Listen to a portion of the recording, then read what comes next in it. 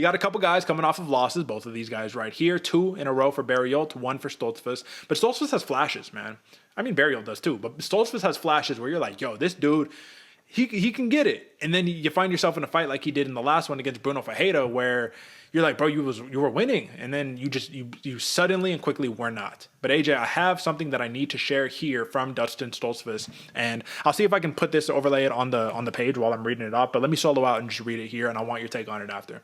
So a lot of people forget about this, but Dustin Stoltzfus, he was not okay after that Bruno Ferreira knockout, man. It was one of those, you're too tough for your own good, so the referee stops it because it's a standing TKO. You just won't go down. That's how much heart Dustin Stoltzfus has. Respect.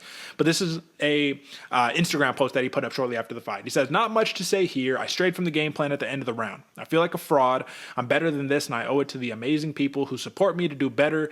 That being said, there's only so many spinning elbows to the face even my big old head can take. That being said, I've got a lot of healing to do. My face is fractured and I have some significant nerve damage. I don't know when I'll be back to training, yet alone fighting. Thankfully, the great people at the UFC have always taken good care of me. I went out there to put on a show, and now it's time to put me back together and see what's next. Thanks for all the love, but I'll probably be off socials for a while." That's really besides the point. The point is the man openly says, I have facial fractures and significant nerve damage 4 months ago. And now you're in a fist fight against the power bar. So maybe he's had some miraculous healing factor like Wolverine or something, bro. But this concerns me going into a fight. And I'm not going to say that it probably swayed the numbers right here. I think the numbers would have been the same regardless. But you got to be a little concerned going into this. What do you think?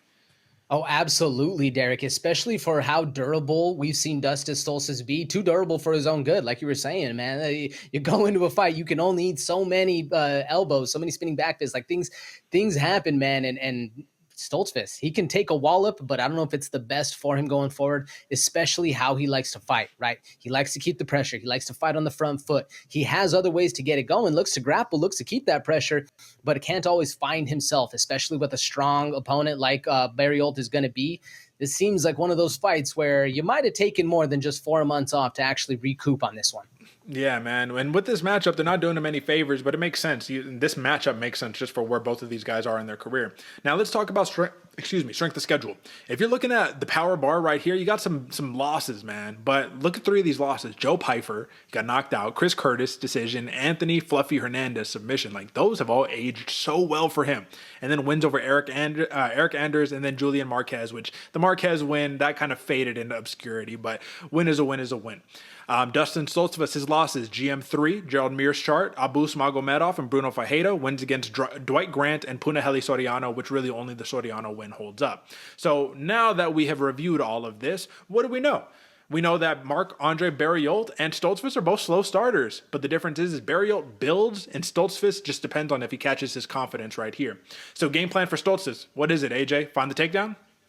Ooh, yeah, Derek. I mean, find the takedown, work the counter strike with that powerful right hand you have, and keep up the pressure. Because if you let Barriault get into his game, he's going to have a long, long night and be able to last that full 15 minutes. But we've also seen him crumble and not find the moments where he's able to get it going. And that's where Dustin Stoltzfus needs to take advantage. But that's the thing, is Stoltzfus, all his offense is going to be predicated on the threat of him being able to get to that shot, right?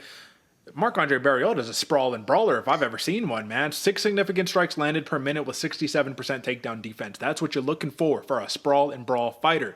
So I'm confident that Barriault's going to be able to keep this one standing. It just depends on, is he going to fall into the trap that Stoltzfus lays out, which is pressure, get you back up against the cage, and then we do a bunch of just cage wrestling, clinch wrestling, stuff like that. Because I truly do believe Stoltzfus needs to find the takedown to win, but I mean, maybe he could hold him up against the cage and just kind of stop him there. That's going to be the play. So minus 210 was the open for the power bar, but he's currently sitting at, AJ, the line hasn't moved, minus 210. It's the same. I don't know if I like the price. I like the fighter to win, but I don't know if I like the price. Does that make sense? Absolutely. Yeah. No, if this was a little bit closer to like a plus 120, minus 150, I'm in it for the price. But 210 for the power bar against a very, very durable Stoltzfus kind of has my eyebrows raised. I'm even looking at these props, Derek. What do you think about that plus 160 decision for the power bar going against a plus 425 against Stoltzfus?